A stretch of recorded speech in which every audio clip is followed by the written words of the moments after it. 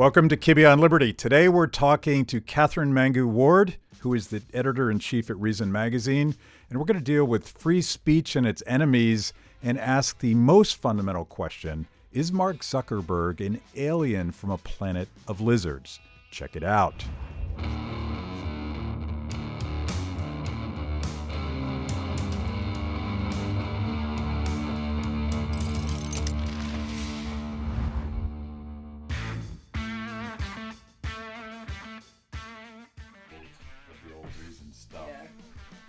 So you guys are launching a new website. When does the new website come out? If all goes well, it will be live before the end of the month. And 50 years worth of Reason archives, not to mention every passing blog posty thought from the entire late 90s and early aughts. There's a lot to move over. Has Lanny Friedlander's stuff, like the first stuff, has it always been on there? Yes, it's on there. It holds up surprisingly well, especially his manifesto from the very first issue, which has this great, logic, not legends, coherence, not contradictions. It feels very on point. We printed it on T-shirts this year, just to have one of those remind T-shirts. Ourselves where we come from. I was going to wear it, but I thought that would be a little too. But then you thought Lebowski 2020 instead was the way to go. It makes more sense. Yeah. Katherine Mangu-Ward, the editor-in-chief of Reason Magazine. What number are you of editors? It's a little bit hard to count, actually, because there were some editorial collectives in the early days, but officially... Very libertarian. Very libertarian. Officially, I am the 9th editor of Reason and the 3rd female editor. Yeah. And perhaps the first editor with purplish hair. The last editor of Reason. Yeah. Because after that, it's all just going to be done by robots. Totally. Yeah. So I think this is a pretty perfect time, or maybe a depressing time, to have you on because I'm obsessed with free speech and Mark Zuckerberg's recent op-ed in the Washington Post. He's been banging this drum for, please, government, help me regulate speech online. And I feel like the conversation we're going to have today is free speech dead? Is it done? Is it over? And Reason Magazine, from day one, we were talking about Lanny Friedlander, your founder. It was, and maybe people in the comments can correct me, but I feel like if I was to point to one journalistic endeavor, one magazine that was consistently free speech over all 50 years, there's been no waffling, there's been no, but maybe this time we need to censor speech. But even the ACLU is in the tank. And what the hell's going on? I don't know. I mean, I do think that question, the question of, is free speech in trouble? Are we at the end of free speech? Is related now so tightly to the question of, are we also at the end of the era of the free internet? Because I think for a long time, the sort of unregulated space of the internet, the sort of wild west ethos that pervaded particularly early online communities, it gave an extra lease on life to free speech. I think free speech would have been long since over if it weren't for this extra frontier. And so, part of my kind of natural futurist tendency is to say, well, the next internet will save us, whatever it is. And I am not a technologist. I am not an entrepreneur. So I actually don't know what that is, and I don't know when it's coming. But certainly our politics aren't going to save us. So right. We have to hope for that. I've tended to be a romantic as well, and Nick Gillespie just published a piece where he quotes John Perry Barlow, and I'm part of that vision that the internet was going to create the right to know and equalize things across all classes and cultures and government attempts at censorship. And we just had Patrick Byrne on, and he is working on something that he calls a tech stack for civilization. Okay. And so he's got like blockchain solutions to everything.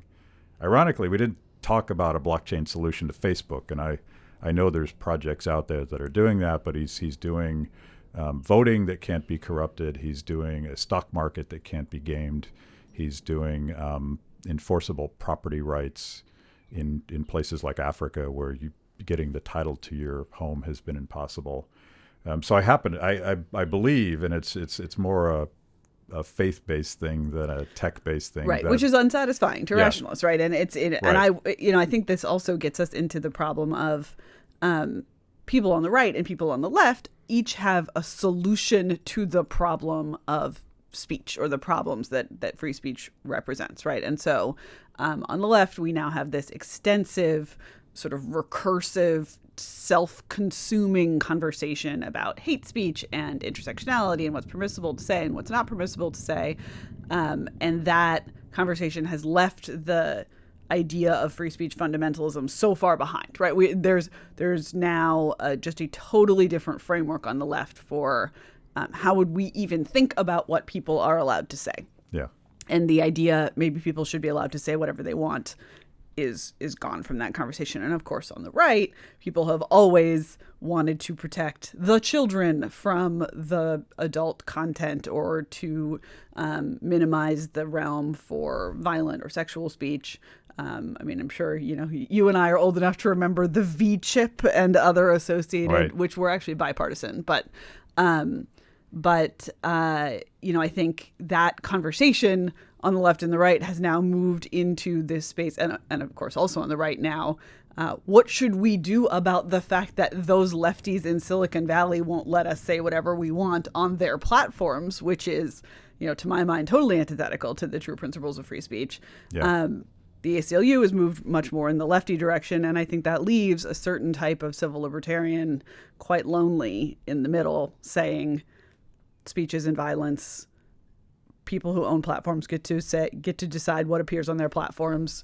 Anyone can say anything they want in the public space. Yeah. The end. It does feel kind of lonely, and I'm old enough to remember when conservatives would rally against the fairness doctrine because right, it was letting the FCC decide whose voice got heard, which and now seemed like a bad idea. And now we have the president, right, tweeting and saying, tweeting some quite extreme rhetoric, although I think, as is the pattern with Donald Trump, what he says he might do or what he asserts he is allowed to do is quite different than what he actually does. And in the current issue of Reason, we actually have a really interesting piece, I think, by Gene Healy, who is, the foremost theory of theorist of the ever expansive executive. He's written a huge amount about how recent presidents have Cato scholar, yeah, Gene Healy, and he says actually, a couple years in here, even though Trump's rhetoric is quite extreme, he will probably leave the presidency diminished in power. He will probably actually wind up not pushing the envelope in the way that Obama did or even that Bush did. He is all talk, no action, essentially. And that while he is using powers that executives before him usurped, he has not so far actually expanded the scope of those powers. All of that is by way of saying, he says, I'm going to take away your citizenship if you burn a flag. What he might actually do is follow in the footsteps of some of his early 20th century predecessors and use things like broadcast licensing or other kind of regulatory measures to restrict speech. He's said quite clearly, maybe the fairness doctrine is a good idea. Maybe we should expand the scope of libel law. Stuff like that, I think, is where the actual legal frontier exists on the right. Yeah, and the other day he suggested that we needed a government alternative to CNN globally. And I wonder if he's like trolling me every time he says this, because I agree with you. Like the things he says are sort of fundamentally antithetical to limiting executive power and keeping the government out of questions like speech and everything else. But it's like a negotiating ploy. He's either virtue signaling to his base, or he's trying to bring corporations to the table so that he can get them to comply in some, quote unquote, voluntary way. Right. Which brings us to our now kind of monthly routine where Congress brings in some head of a large corporation and, wags their fingers and says, hey, you guys got to do better. Right. And usually there's also a part in the middle there where they hold up their phones and like demand tech support, which is my favorite part, where it's like, my inner tubes don't have the right Googles on them. And you're like, oh my God, please stop. But we should name names, by the way. That was who was that? well, the series of tubes comment is now like a real classic. I think that was Ted Stevens, right? Yeah, that was the although first. it's now so long ago, even it's just become like a cultural meme. But yeah, I mean, it happens every time, right? Like there's an infinite supply of crotchety old grandpas whose phones don't work. Who The want average to age regulate. of a U.S. senator actually precedes the car, let alone the internet. Exactly.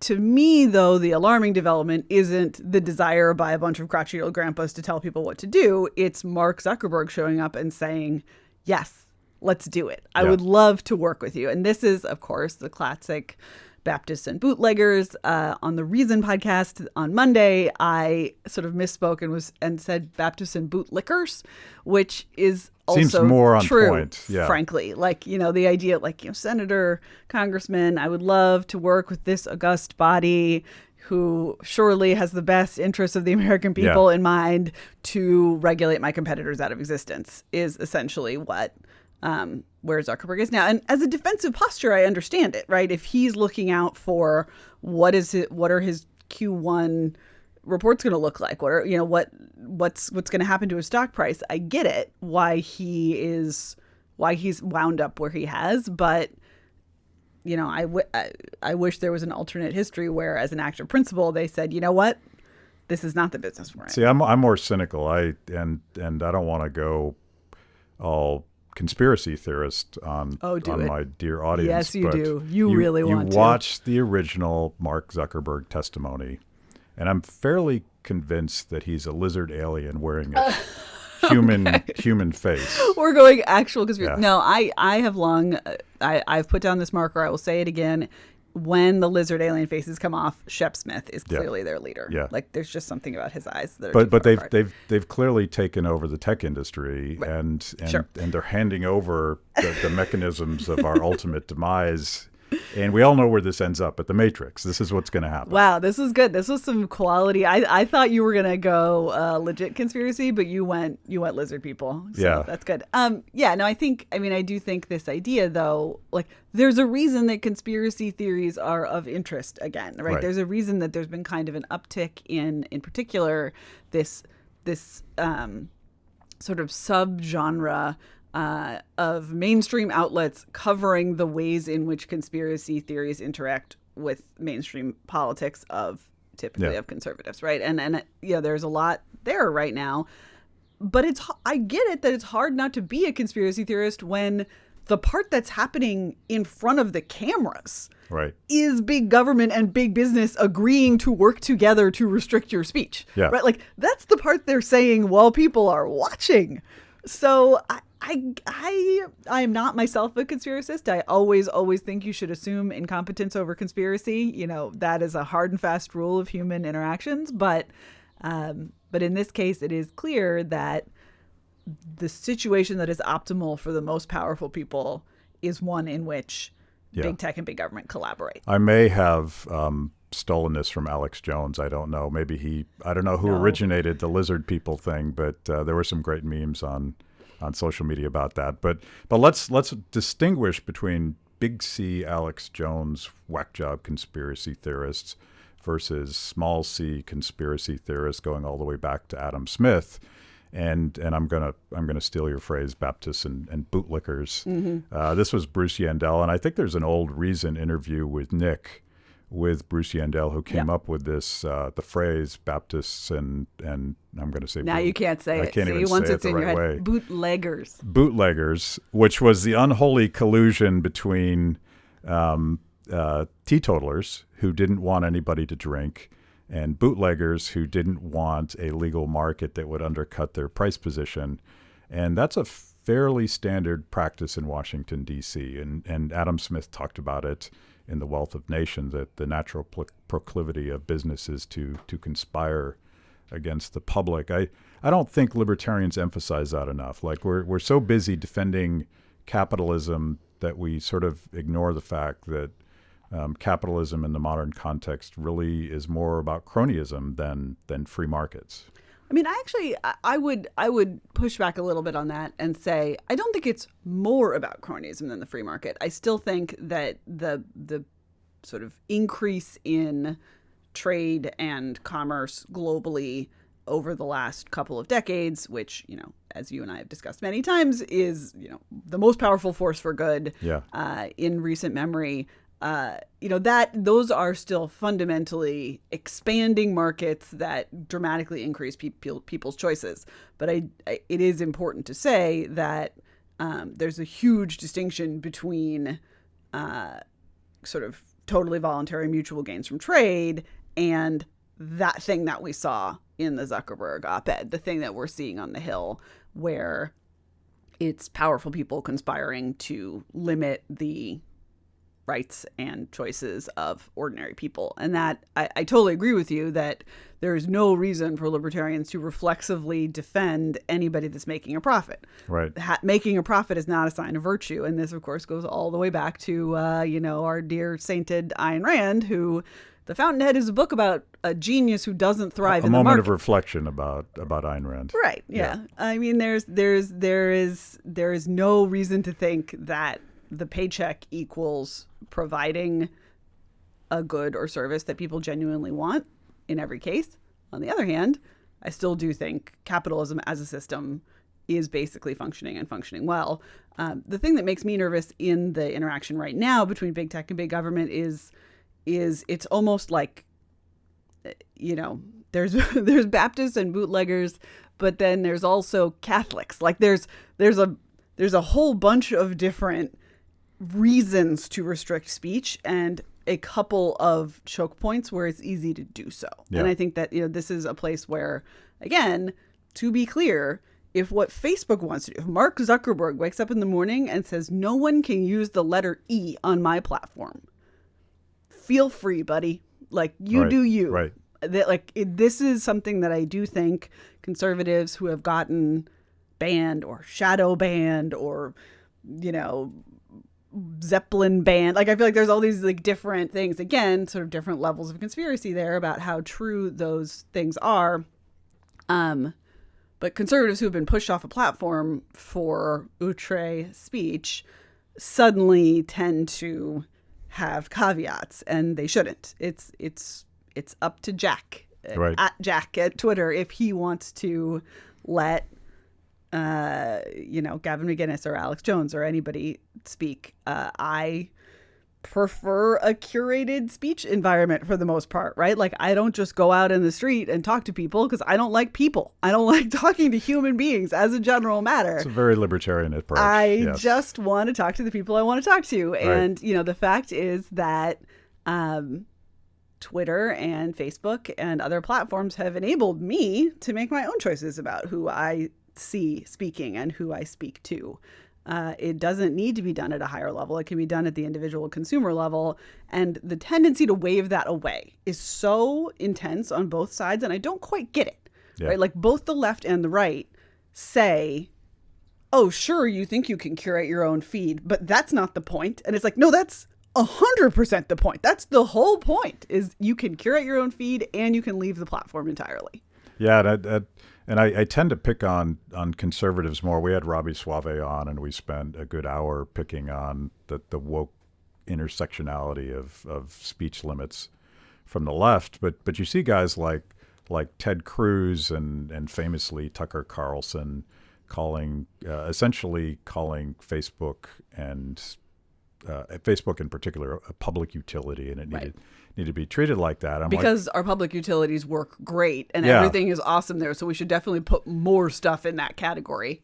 And I'm mystified by both sides, because today the left, if you want to regulate speech, you take Mark Zuckerberg at face value, and I want to get into that article because it's ominous on many levels, but he's basically saying that the people in charge, who happens to be Donald Trump right now, they should decide what appropriate speech is. Donald Trump, who is literally a fascist to the woke left, and they want to hand over the internet to these guys. And of course, the same thing I would say to the right. AOC, Elizabeth Warren, fill in the blank. Who is your worst nightmare as the future president of the United States? Right. You're going to give her the power to decide whether or not you get to speak. And these arguments seem to fall on deaf ears now. Like no one gets it. Like, oh my God, this government power thing, it might be dangerous. It could flip sides. Yeah. Well, and the other place I think that you see actually a very, very similar coalition is in the restriction of sex work and commerce around sex on the internet, right? We had the passage of FOSTA SESTA, which is a law that takes a pretty big bite out of Section 230, which is the part of the legal code that allows, that protects people who operate platforms from liability for posting on their platforms, right? So the idea that when you're Facebook and someone posts a comment on Facebook, you are not liable for whether that comment is accurate or fair or, falls into any other legal category. And they basically took a big bite out of that and said, if you are facilitating commerce in sex, you are liable. And that immediately caused a shutdown of most of the internet spaces, the sort of semi-public or public internet spaces where people were buying and selling sex. And that is an absolutely classic Baptist and bootleggers coalition. It was feminists and social conservatives, both of whom think sex work is bad. And almost as bad as each other. Right. Yeah, almost. And this is again, in this case, at least they agree on the outcome, which is like they don't want people to buy and sell sex on the internet. Of course, people will still buy and sell sex. They just do it in the street now, which is not better. We're this close to getting rid of a 2,000-year tradition. Sure. I think 2000 is conservative there. Yeah. But so I think that's another example of there can be kind of a weird bipartisan push to restrict certain types of speech.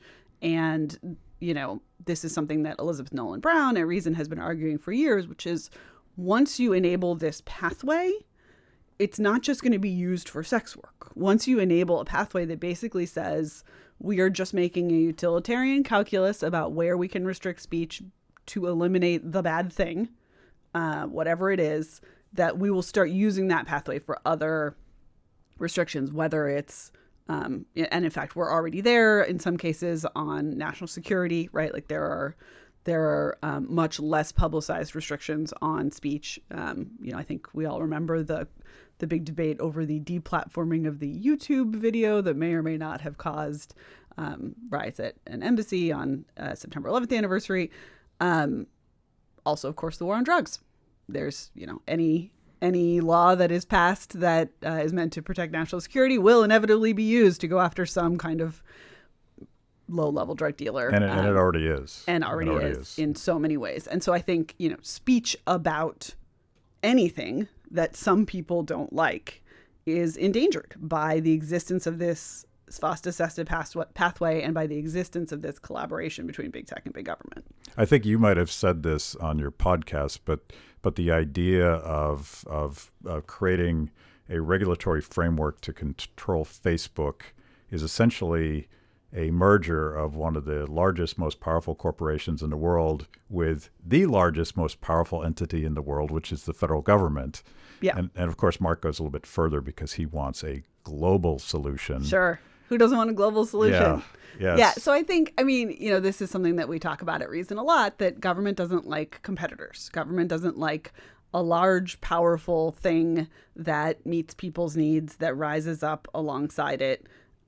This is you can see this in lots of areas, but I think you can argue. I don't know that I would go all in on arguing it, but I don't think it's a crazy thing to say that the combined power of social media is probably the biggest threat to the state. And we've seen this, Right. The Arab Spring is about this, and, periodic platform shutdowns in Iran is about this, and China's super aggressive internet censorship is about this. It is about the fact that the most powerful entities in the world recognize that this is the threat to their power. And that's why it's so troubling to see Zuckerberg saying, like, yes, co-opt me, bring me into the fold. I want to be part of your thing. I will not stand in opposition to it. It is a combination of creepy, and maybe robot is a better analogy than Lizard King, but whatever it is. Don't malign robots like that. Yeah, I know you're pro-robot. I'm pro-robot. I'm objectively pro-robot. His arguments are, equally self-serving and sort of pre-crime 1984 creepy at the same time, because he's like, when it comes to language that'll keep us safe, and he just wants to keep us safe. And whenever someone says that, I run in the opposite direction. But it's so self-serving. Like if I'm going to get blamed as head of Facebook for hate speech, why doesn't someone else figure out what that is for me, so I can always point the finger at some government agency or some quasi-government agency? And again, as a libertarian, I often will say, listen, I would rather there be no regulation and no law about most things. But if there's going to be regulation, if there are going to be laws, they should be clear. We should have rule of law, right? And so I am sympathetic from that perspective to people who are saying, don't surround me with a dark cloud of legal threats that are vague and undefined.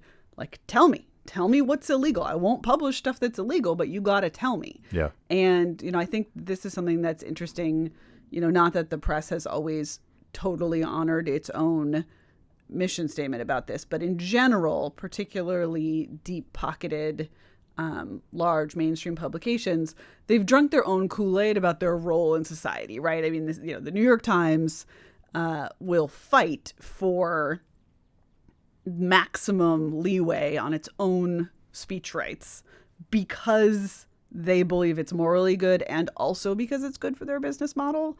And I think what we're seeing with social media is there's a divergence there, right? It doesn't, it may or may not be that what's good for society is good for their business model. And, this is not to say the answer, which many people on the left and many people on the right would say, which is like, then abolish that business, like then perish. Right. That's not the right answer. But I think we are used to the defenders of speech and the purveyors of speech being the press, who the incentives are better aligned. Of course, there is sort of that elitist pretense amongst old paper media. Right. Well, that's why I say drunk their own Kool-Aid, right? Because we're actually smart enough to be arbiters of what is appropriate right. speech. We can be trusted, but this internet thing? Yeah, who knows what the kids like anybody on the could say are anything. Saying. And this is the space where magazines like Reason exist, like this place in between just any rando posting anything they want, which is a fully protected speech, right? And any rando should be able to post anything they want anywhere, provided that they're, within the terms of service and paying for it. At the same time, there is a space somewhere south of all the news that's fit to print. Right. That's the way it is. Right. 3 broadcast networks and an evening paper, where I think magazines of opinion and, startup publications and pamphleteers back in the day and, whatever else, Usenet boards, there's lots of in-between space where moderated, edited content can provide alternate views. And, again, I think it's weird when we have the president of the United States saying we need an alternative to CNN that's state-sponsored. We have infinity alternatives to CNN. Yeah, I can't count. This is an alternative to CNN. Yeah. It's done. That niche is filled 1,000 times over. It is a glorious fractal ecosystem of alternatives to CNN. This is not an empty space. Fake news is kind of a version of fake news, because everything you just described is exactly how a market would work through the process of vetting whether or not information is credible. And you, as the editor-in-chief in a magazine, you have a very strong incentive not to publish garbage, because if you develop a reputation as publishing fake news or garbage, people that are looking for real news are going to go somewhere else. Sure. And there are also people who publish garbage and people who consume garbage, right? Like, people are trash. It's fine. But there are, if you've staked yourself out as a purveyor of truth, then yeah, you have lots of incentives to attempt to get the story right. One thing I do think is interesting, to bring us back to the Facebook question, though, is, there's been a lot of pivoting to video in this world, in no small part because Facebook fed false information to a lot of publications about the demand for video. Right. So I think there is always an interesting byplay between prices as information, which happens in many to most markets, but then there are also often layers of third parties. I mean, this is, the ratings agencies in the stock market is one reason that the housing crisis happened, right? Rating agencies failed because their incentives got screwed up. Right. And I think we're seeing that with these social media platforms. I mean, Reason struggles every day to figure out how do we honor our mission, which is, we're a nonprofit and our mission is just to get stuff out there. We want people to see what we have to say. And the place that we do that, one of the places we do that is Facebook, Twitter. We do it on these platforms. And every day we're trying to figure out how do we get it out there, but also how do we not get ourselves in a position of dependence on, if Mark Zuckerberg wakes up and says nobody can publish the letter E on this platform, we still need to be able to exist. Yeah. I mean, Free the People started very much as a Facebook-centric organization back when there seemed to be a lot less restrictions on content. And it could be censorship. I mean, they definitely put red flags over our videos about socialism, for instance, which absolutely suppresses the number of people that will see that. But it's probably more about just monetization. Like they view me as a piggy bank, and every time that I want to publish something on any of our Facebook properties, they're like, that's money for us. So, and I get that. I mean, I could live with that, but I think what we're thinking about is broad diversification in our distribution model, and it can't just be social media. We got to look at other types of platforms. I have an idea. You should print what you do on paper and mail it to people every month. Yeah. It's a wild new business model, but I think it's going to work. Everything comes full circle, Yeah. and we're going to be killing a lot of trees and publishing secret Tom Paine style rants. And, I'm ready. And handing them out. I'm gonna oil up the mimeograph machine, and we'll be ready to go. But let's go back tonight. I want to just wail on Mark Zuckerberg just a little bit more, because this article that showed up in the Washington Post a couple days ago happened about the same time that the New Zealand mosque murders happened. And a third headline showed up in the New York Times, I think yesterday, talking about the Singapore government wanting to censor speech to protect people. Mm-hmm. And the reaction is, no, that's an authoritarian government that is trying to squash dissent. And I'm not sure what the difference is. Like, how do you keep people safe and not lose control of this process where some future authoritarian is going to use it to squash dissent? I don't know how they square that circle. I mean, I think, in New Zealand, right, they banned the reproduction of the shooter's manifesto, right? Yeah. So you can't share the video. You can't even read the manifesto, and right. God forbid you share it. Like the penalty for that is jail time, like right. real jail time. And I do think that's the kind of thing that, people say, like, well, that's just a common sense reform. And then the next thing you're down a very dark path. And so I think that's, that is absolutely the place to be vigilant. That is the place where the danger lies, is in the moment of crisis, when it feels like, well, what possible benefit could there be from letting people share this nonsensical, hate-filled document, which is demonstrably directly connected to a horrific act of violence, right? It seems like, well, what's the harm in just restricting that? I mean, we're not right. saying you can't have your podcast, yuppie Americans. And I think that's really the place where you need to throw up a barrier. And, to me, it's always, it's just the distinction between public and private. And I know that it's a broken record thing to say, and that it also isn't satisfying, because it isn't a macro solution. It isn't a single sweeping solution. It isn't, you cannot read or publish this thing anywhere in the country, right? Which is the kind of thing that people want to hear. And instead to say, listen, it's up to the owners of every website, of every physical private space, of every institution to decide whether that thing can be consumed or reproduced inside their institution. And it's not, it doesn't have the sense of finality, but there will always be people like Reason who will say, or there will always be people like the Danish paper that reproduced the Muhammad cartoons. Like there will always be someone who will say to suppress this completely is to make it more dangerous. There's to make it forbidden is to make it more powerful. Yeah. Sunlight is a disinfectant. Like there will always be Charlie Hebdo's.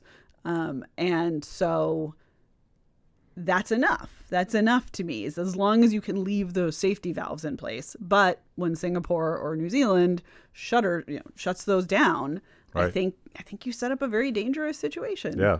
So you mentioned Charlie Hebdo, and I have to say that Reason absolutely was the best in terms of covering that disaster. And Matt Welsh's piece on that was very, very good. It was definitive, and I thought I went back and read some of that this morning, because after I read the Zuckerberg piece, when he talks about a global standard, he specifically cites the work that they're doing with France to help determine what is appropriate speech, what is safe speech, and you go back to some of the stuff that Matt's written. Is the number one enemy of Charlie Hebdo was the French government, and they were targeting Charlie Hebdo in court for going after the government, for going after various religions. It wasn't they were an equal opportunity offender of all sacred cows, which I think what free speech is about. But the French government has been horrible in targeting free speech, and now Mark Zuckerberg says this is our model. Right. Let's defer to the French. Who defers to the French about almost anything except for like cheese and wine, and I don't know. There's some cool stuff there. There's some cool stuff there. I mean, I think that, this is, the consequences of looking for a global solution will be that we follow the European model. And the European model is deeply flawed. The European model was conceived in an environment where protections for speech were never as robust as they are here.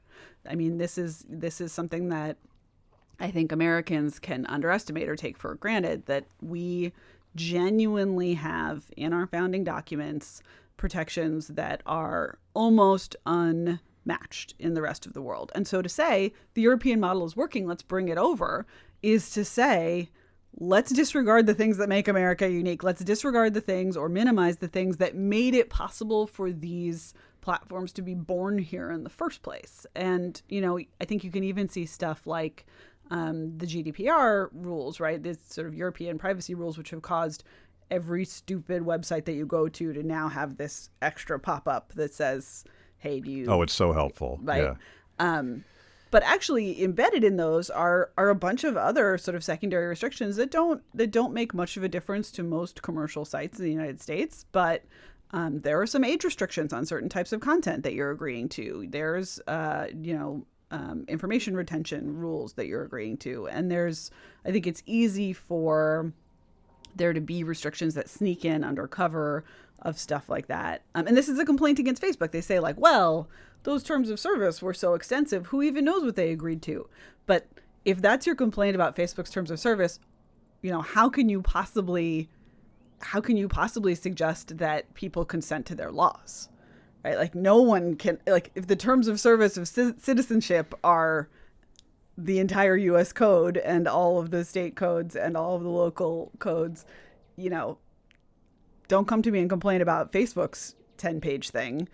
People don't know the rules that bind them, and it's okay.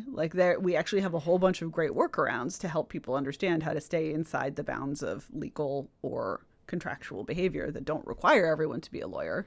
But I think it's a false argument to say you can't expect people to understand Facebook terms of service when we're asking people to understand incredibly complex legal systems every single day and suffer not just the consequence of being banned or booted, but the consequence of being jailed. So that the EU regulations have created what looks to be like a 4-page disclaimer where you're signing away. I don't know what you're signing away, but every time you go on a website, you have to click, yep, yes, I understand the rules. So, of course, Mark Zuckerberg's solution to this is to work in concert with our government to protect our privacy. So, because perhaps the one institution that is more systematically violating our privacy. Well, and the other place that I worry about a lot because of I think our failure as libertarians and as Americans to throw up a real barrier is, I think, for instance, that there's incredible social gains still to be had from at-home genetic testing, just to take an example, right? Like 23andMe, that kind of thing. But there will be incredible incursions on privacy and an incredible loss of personal autonomy and separation from the criminal justice system unless there is some way for those companies to refuse to hand over data en masse. And right now, you're increasingly seeing stories about it's not just a warrant for a very specific piece of information vetted by a judge, which already that is a flawed system since judges tend to rubber stamp these sorts of things. But we're already moving beyond that and just, dumping databases into government databases, which are poorly maintained, which aren't purged on an appropriate schedule, which are used for reasons other than those for which they are initially handed over. It not only makes people less free and puts the state more in their lives, but it also disincentivizes people who are going to be the next 23andMe. Like, I don't want to be a stooge for the state. I don't want to wind up entangled in the criminal justice system just because I want people to be able to, I don't know, see whether they metabolize caffeine quickly. Yeah. Which I totally do. Yeah, totally. So, I mean, there's two solutions here. We could get all depressed about let's be the cheerful. Death of free speech. One of those solutions is the reason you guys exist, which is sort of convincing people, talking to people who might be skeptical about the libertarian case for free speech. I'm on an elevator. You've never met me, which is, first of all, your worst nightmare that I'm talking to someone you don't know. I already like. But I'm like, I saw you. You're getting twitchy. I saw you. You're one of those libertarians, and you believe in free speech. That's ridiculous. What?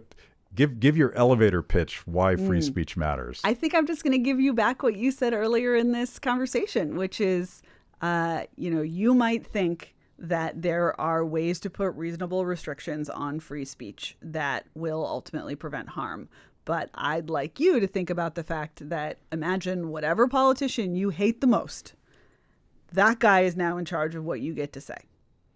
That doesn't seem like a country I would want to live in. It doesn't seem like a place I would want to be. And that is where we're headed, where somebody else gets to decide what's hateful, what's dangerous, what's bad for society, what's bad for you. And I think you're better at deciding all those things. The other solution, that's pretty good, but maybe I just think that because you quoted me back. Yeah. You think my argument, which I stole from you, is a good argument? Yeah, I'm totally persuaded. Give me another one. But the other, and of course, this is what you guys do every day. You're trying to reach beyond the libertarian bubble, as small as it is.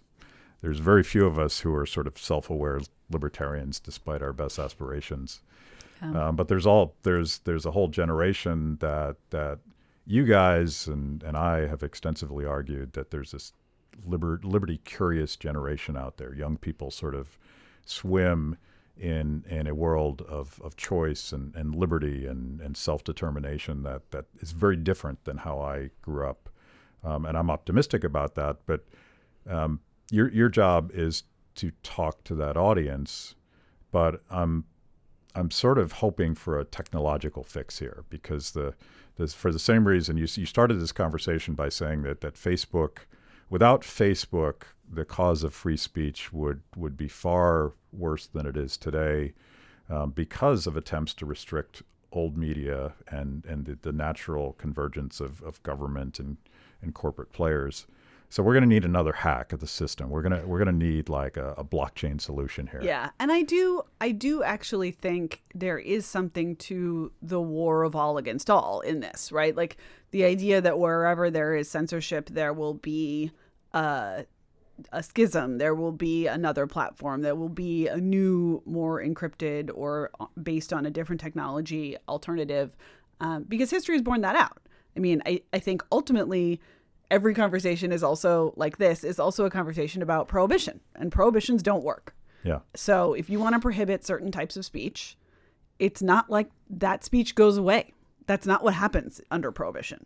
What happens is you create a black market in that speech. You create underground venues for that speech. And eventually someone figures out how to bring it back up into the light. And I think the story of the criminalization of marijuana and then the subsequent legalization of it is absolutely the template for hope on all of these things. Like the idea that something could be vilified at the highest levels of government for decades, and that people would look at their own experience and say, the story that government is telling me, in collaboration with the media, by the way, let's remember, all of our "this is your brain on drugs" ads.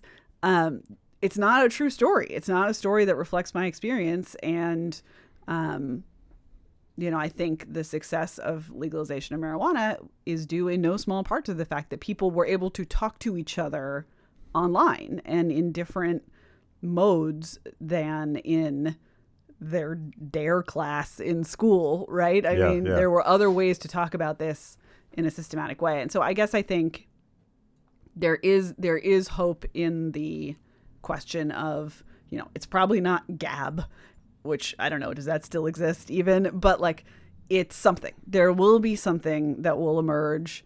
The kids these days apparently chat in Google Docs. I learned that from a Taylor Lorenz article in The Atlantic recently because it looks like they're doing homework. Yeah. So they just chat. They put a bunch of people in a Google Doc. That kind of workaround, people are great at that sort of thing. And we're going to figure out another workaround if Zuckerberg becomes the senator from Facebook. You talked about sex work and the war on drugs. There's an upside and a workaround and a positive story about that stuff, but there's also the unintended consequences of prohibition.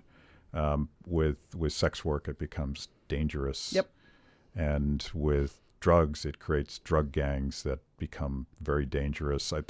I feel like the same thing is true on free speech. If there are white supremacists out there, if there are people spewing hate and threatening to kill people based on their religious beliefs, I'd rather it be out in the open. I'd rather civil society had a way to sort of shame them into oblivion, as opposed to keeping it in the shadows where it can fester. And frankly, if it's forbidden, I wonder about forbidding the manifesto. Is there some confused kid somewhere that is thinking, well, the government doesn't want me to read that, so maybe it must be so true. Powerful. Yeah. It must be so true. Sure, of course there is. Absolutely, of course there is. And I think this is, this isn't down entirely to restriction or openness of speech. I think you could say in the case of extremist Islamic terror, we have free religious speech in this country. No one is restricting the speech of people who hold those religious beliefs, or even the speech of people who hold attendant extreme political beliefs. The thing that they're using private modes of communication for is to coordinate acts of violence. And so I think, there's also a danger of when you open up, when you create the incentive to build very, very private, secretive channels, people will start to do things in those channels. I mean, this is, when you dig a tunnel under the border to bring weed over, well, then you can start smuggling people over. You can do whatever you want. I, of course, think both weed and people should be able to come across the border in the bright light of day. But yeah, I think that's right. When you say prohibitions don't work, you should always pair that with, and they impose a tremendous amount of harm and unintended consequences along the way. So if people want to get these refreshing alternative views, what is the best way? Give us a shameless plug. I would love to do that. They can go to reason.com, where we post all of our content for free every day. They can also subscribe to Reason Magazine and get our long form articles and investigative reporting before we give it away on the internets. I think our subscription price at this point is like $15 or $20 an issue, or $15 or $20 a year. It's a pretty good bargain. They can also subscribe to our YouTube channel, which is Reason TV, or they can subscribe to our podcast, which is called, imaginatively, The Reason Podcast. Yeah, very creative. Super creative. Thank you so much. Thank you.